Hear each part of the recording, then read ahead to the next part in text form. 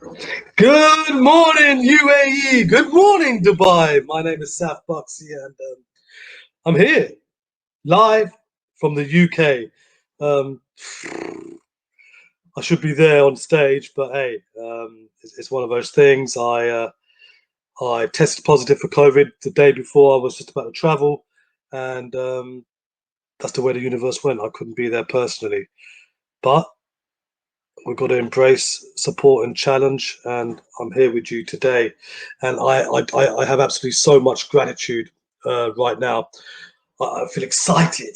I feel reinvigorated. I feel reassimilated and aligned with all my fellow speakers at this wonderful event hosted by Prodigy Bureau. Yesterday, the speakers were absolutely amazing, and it's going to be a great day again today. So please welcome and take it easy and listen to what I've got to say to you today, because I'm talking to you.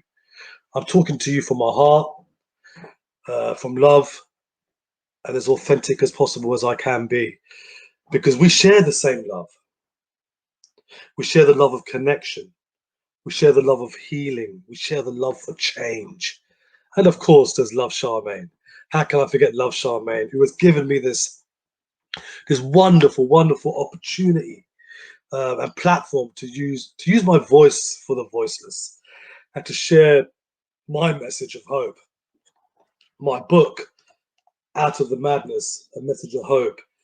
I sincerely hope that if you do buy this book, and I highly recommend that you do, it will be of value to you. It has my life, but it has a message that anybody can come out of any challenge. You know, we've been going through some distressing issues in recent times. Of course, the COVID-19, which has stopped me from coming here live today on stage. But we've had distressing issues for as long as I can remember, and this is where I really do see a commonality. Whether we're talking about racism, whether we're talking about inequality, gender inequality, homelessness, domestic violence, mental health issues, whether we're ignoring addiction problems, animal rights, exploitation, full stop. What we're talking about is we're talking about the fight against injustice. And I think as humanity, as people, we've become very disconnected. I've been causing chaos all my life. Well, until I came to recovery. I was selfish, I've been bad at times, hard to live with, hard to work with. But I'm grateful. I have so much gratitude that so many people gave me this second chance, if you like. And that's when humanity is at its best. That's when humanity is at its best, when we support each other and we move forward as a collective and in communion. And we try to avoid each other, cancelling each other out. That's what we must try and do. As humanity, let's try and avoid cancelling each other out for the past mistakes, and instead help each other grow, educate each other, and guide each other to redemption. We shouldn't ridicule people for their past mistakes. We shouldn't ridicule people for anything. In fact, we should help people, we should support people, and we should help them grow. And in turn, we will grow. And that's what I do. That's why I do what I do. I do what I do is because I want to help people, I want to support people, and I want to transform people uh, as much as I can if that's what they want to do. In Buddhism, they used to say the desire for what is not available and the desire to avoid which is not unavoidable is the source of human suffering. That's the desire for a one-sided world. Now, you're not going to get fulfillment searching for a one-sided world. When you live by your highest values, yeah, and embrace pleasure and pain, peace and war, support and challenge, which is what I had to do. It was a challenge for me not coming there live today. Live means on stage because of this COVID. I had to embrace that challenge, and I've got to embrace support. I have to embrace, we have to embrace, you have to embrace both sides of your life for a purpose. When you live by your highest priority, your highest values, you embrace support and challenge equally. But when you're living in your animal nature, your lower values, the amygdala, off you go towards a one-sided world. I always say the truth has never been in the hands of the masters, but it's been in the hearts of the masters. If you want to be a master, you have to live by your highest values. Wake up your executive center that has reason and it has foresight, and embrace. Please, please, please embrace both sides of life objectively, or otherwise you'll be vulnerable to the animal's behavior, and you'll be sold the open to the masses, and you'll be driven to go by that. You'll be searching for that which is not available, and try to avoid something which is unavoidable. Anytime you get addicted to a fantasy, you create a nightmare out of your life. I'm just grateful to be here today. I'm grateful to be able to share my story with you. Depression is a comparison of your current reality to a fantasy. So you keep being addicted to, and the dopamine is a dictator. So anytime, please listen to me, anytime somebody sells you something that makes you a dope and activates your dopamine, you're vulnerable. Very, very vulnerable. So if you want to transcend into a one-sided world, you have to stop and start organizing your life according to priority and live by your highest values. You need to stop and look for the downsides to the things people are fantasizing, telling you. If a person is telling you something and can't tell you both sides, it's probably not real. In order to get real, you've got to be able to see both sides in life.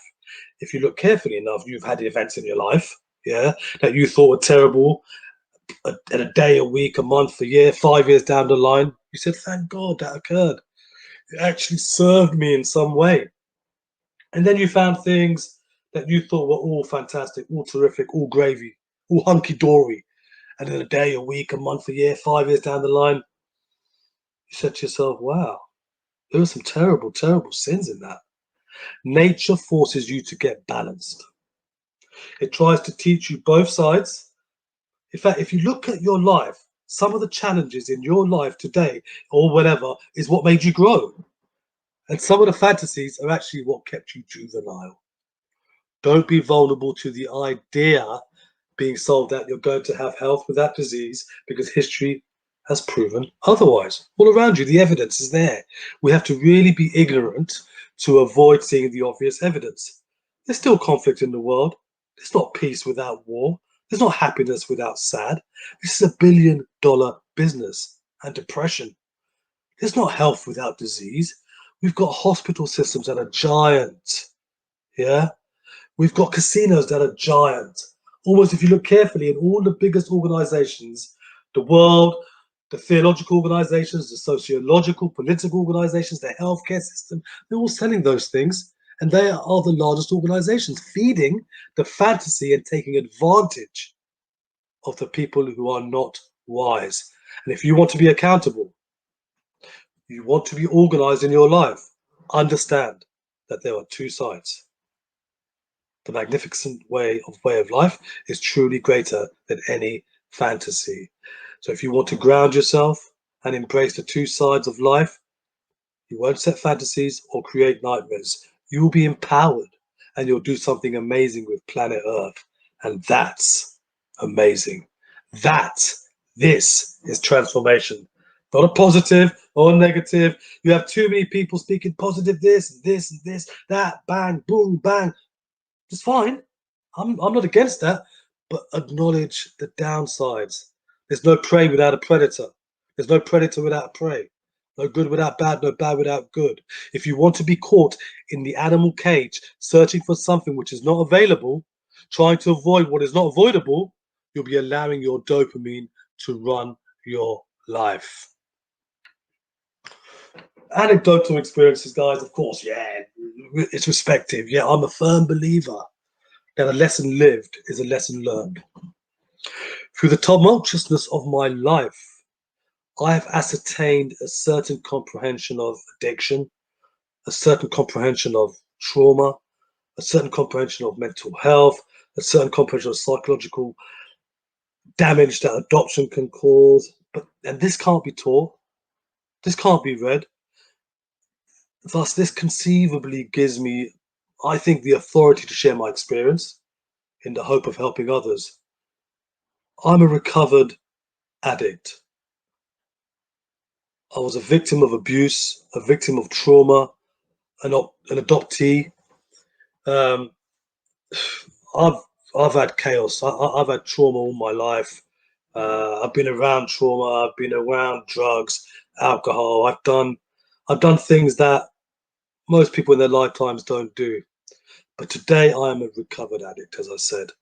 I'm a social behavioral coach, mentor. I'm an author, as I say, the book.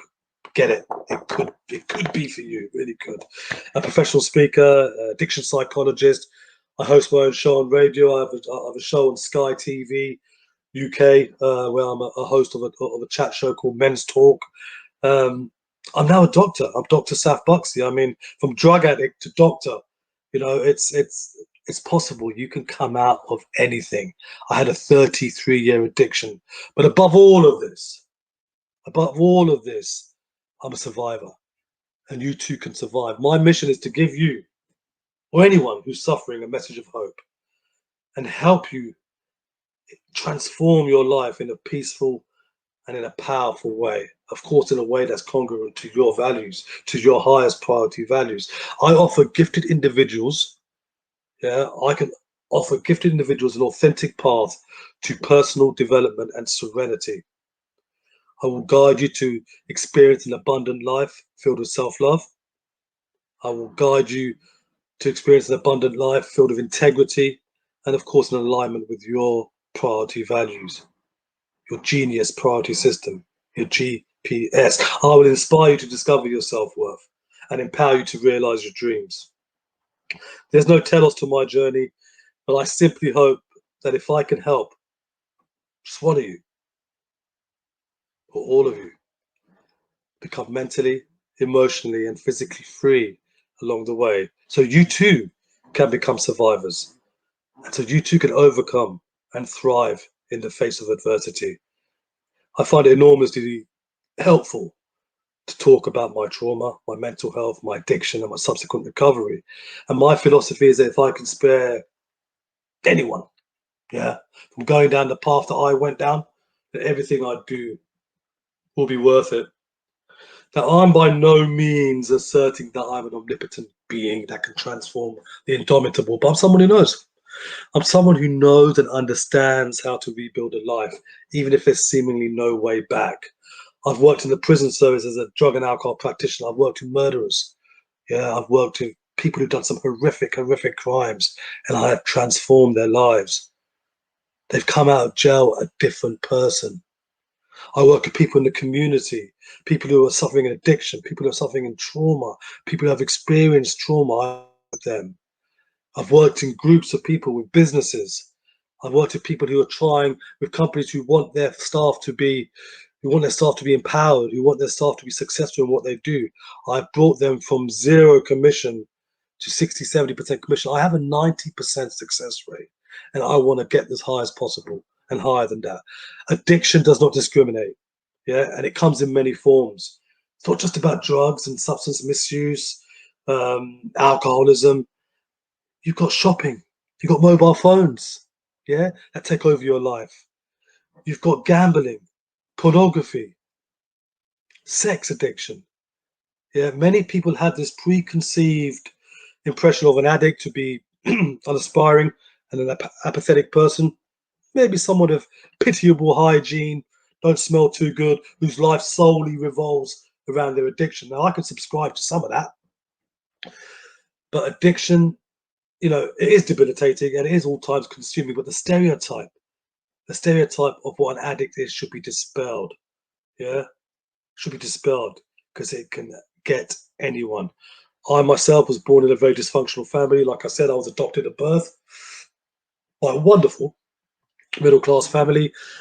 Thereafter, I attended an acclaimed boarding school, and there's a massive chapter in my book about the boarding school where I went through the abuse from the age of 11. I was abused physically. I was abused racially, verbally, sexually for 6 years of my life. 6 years of my life. So I went to this acclaimed boarding school. I grew up to be a loving husband, a loving father, a great friend to many. Despite my ostensibly picture-perfect life, I became ensnared by the power of addiction. And I caused havoc in my life and in everyone's life and all my loved ones' life. to a great degree. Alcohol, cannabis, cocaine, crystal meth, gambling, these were my vices. Now, I don't know. I don't know if I was born an addict or if it was a consequence of some of the woes that life threw at me. But what I do know is that addiction is not the problem. Yeah, it was the solution. It was a solution to my problem for the abuse that I was going through, and I suffered wounding bereavements, like many of us have, I guess. Today, I developed an inferiority complex from a very early age. I was also later diagnosed as bipolar, and you know, I don't know. I don't know if these events caused my addiction or if it was some sort of predisposition. But what I do know is I'm an addict, and I always will be an addict of some sort. It may sound counterintuitive to some of you that I use the term addict in the present sense, in the present tense, in the present time, when my aim is to help people change their lives. But for me, it all comes down to acceptance. Acceptance is the answer to all my problems today. Until I could accept that thing, that place, that situation, I could get no serenity. It was unnerving for me to ask for help, but in all honesty, it was even scarier to continue to do what I was doing. My destructive behavior, my volatile mental health addiction caused plagued my life to becoming unmanageable. But a person has to hit rock bottom sometimes. In my case, I was completely done to completely value my existence. And I believe it was the potency of my self-destructive behavior that led me to recovery. Now, you know what? Life's different today. It's not like that today. I was very unethical. I did things that were uncharacteristic. I delved in the unrealistic stuff, but the most tangible effects, because life's amazing. I have the best life ever today, and I can see that. I'm enlightened with the splendor of sobriety, the splendor of spirituality, the splendor of giving, the splendor of authenticity, the splendor of coming from my heart and from my love, because I know I've been there. When I have my clients, whether it's one to one or whether it's in groups, this you can't pull your wool over my eyes because I've been there, I've done it. If you want to get good, if you want to get better, if you want to have a life of empowerment and fulfillment, I will help you get there. Okay, because I've been the other end and I've come out of this end. Yeah, my work I serve globally, especially over Zoom. You know, I come from a metacognitive perspective. I use I apply omnipresent laws. For me, these regulate with precision on all aspects of creation, all events, conditions, circumstances experienced by everyone personally and collectively. I believe that if you can understand and apply these laws, and you will experience transformation in every area of your life and in turn live a fulfilling, prosperous life. I want to give you a few truths before I close up, but really I sincerely hope you do get my book and do connect with me because I will be happy to work with you from a place of humility. There is a universal intelligence that exceeds human understanding. All humans have an innate desire to learn, to grow, and to achieve their soulful purpose. Everything in the world is impermanent, ever changing, and transforming. When we unite our minds and our heart together, we create synergy. Our adaptability to challenges is key to our evolution as beings. Each of us is contributing to the development of our species. The individual with the most flexible thinking has the most self-governance. Please bear that in mind. Yeah, I had my first drink in 1983, a bottle of vodka neat, age 11. I was unconscious for 9 hours thereafter. I had my first of two stomach pumps. I've overdosed. I've even been flatlined once. Yeah, that was the start of my 33-year addiction that caused pain, destruction, chaos, and lots of mayhem. And through my personal, professional experience in addiction, I've been looking at myself and some of the addicts and people who have come in with low self-worth, low self-esteem, no self-love whatsoever, and I've been trying to work with me and I've been trying to help them and try and be of service to them and see how I could help them in some way and help in my growth as well. I've studied some of the great leaders in their work. Dr. John D. Martini, leading human behavioral psychologist, Dr. Gabor Mate, T.J. Woodward, a massive addiction pioneer, a very good friend of mine. We do a show together. Dr. Viktor Frankl, fantastic author and fantastic Holocaust survivor, Professor Mark Antonio Spada. And I learned from these specialists in their respective fields. I studied a master's in addiction psychology. I've brought my personal experience, my professional experience, and my vocational experience all in one. And I've created my own process called the Buxy, the Buxy recovery process, because everyone is recovering from something. everyone. What is it? What is the Buxy recovery process? Very, very quickly, what if underneath all behavior, all addictive behavior or any kind of behavior is an essential self that is whole and perfect? And that's what I'm experiencing today. I feel like the luckiest person alive. So open, so present, so deeply connected with my essential truth, the love that I am and the love that I was. And being around all that 11-year-old stuff that I was going through, the abuse and all that, I was very vulnerable. I was, I got beaten. I got abused, as I mentioned. I was told I was ugly, not good enough. I felt unlovable, but I quickly realized that based on that energy, that was not okay. That was not okay. And these experiences, along with thousands I could name, created not only this wall, but a belief in my own brokenness. So I walked around from the age of 11 feeling disconnected, feeling broken, yeah, feeling like there was something fundamentally wrong with me and of course with the world. And soon after, I found relief from drink and drugs. I remember when I drank that bottle of vodka, man, it was like, whoo, whoo, I felt alive again. I felt alive again. It brought relief. It brought relief from that psychic pain that I was in. It brought relief from me carrying those, those core beliefs, those false beliefs of my own unworthiness. So I've come to recognize that drugs and alcohol are never the problem. They were the solution, or as I say, the brilliant strategy. In my life, there was a solution in the belief that I was broken. I'm not just talking broken in my mind. I cemented and concretized the energy of brokenness that I'm not lovable, that I'm not good enough, that I'm not worthy. And I carried these core beliefs, core false beliefs around for many, many years. And I found relief from alcohol and drugs and gambling. But luckily, at the age of 43, I did come into recovery. And that's when I began my journey of returning to the essential truth of who and what I am. The Buxy recovery process primarily focuses on emotional and spiritual rooms, coupled with your highest priority values and the universal laws, and in particular the law of duality, the omnipresent laws that we put into, because we all came into this world deeply connected with the truth of who and what we are. So please, please, thank you very much for listening to me, even though all the way from the UK. I should be there, but I'm not. But I hope you got some value. I hope you got some value from what I was saying. If you want to connect with me, I began to discover my options for helping others by communicating my message of hope. I started my own weekly radio program called Saf Surgery. Then, from a small scale, it went bigger and bigger. Since I've had a show in broadcasting, I'm a TV host right now, and my career has just gone from this to this in recovery, from having self-worth, from transforming my life. And this can happen to you too. From there, we began to notice more and more. Subsequently, I was asked to audition for a Sky TV show, which is Feel Good Factor TV, because it's all about feeling good. But do not discount the downsides of everything that's positive and the drawbacks of it, and the benefits of everything that's negative, because there's two sides to everything, right? So I got my show. So guys, connect with me. I'm on Facebook. You can find me. I'm absolutely everywhere. If you want to contact me and book me for for either speaking engagement or guest spot on your podcast or show, or you want to work with me one-to-one, you can connect with me on safbuxy.com on my website.